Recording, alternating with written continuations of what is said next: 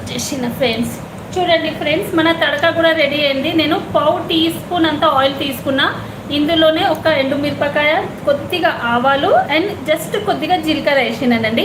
మీరు తడక వేయకుండా కూడా ఇట్లా మనము తినొచ్చు. కొద్దిగా నేను తడక వేస్తున్నా. ఇంత కూడా నాకు పట్టదు నేను అనుకుంటున్నా, కొద్దిగా వేస్తా. ఎందుకంటే ఆయిల్ అంతా వేయకూడదు, జస్ట్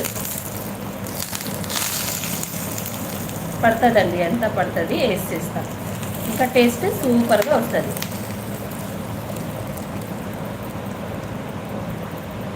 కొద్దిగా మీరు పైనుంచి అనారు ఉంటే కూడా మనము అనారు కూడా వేసుకోవచ్చండి, మన దానిమ్మ గింజలు. అది కూడా సూపర్గా ఉంటుంది. చూడండి ఎంతో టేస్టీ, ఎంతో యమ్మీ మన కర్డ్ రైస్ రెడీ అండి. ఇప్పుడు మనం ఏం చేయాలంటే తినేటప్పుడు జస్ట్ ఇట్లా మిక్స్ చేసి తినాలి. నేను ఇప్పుడు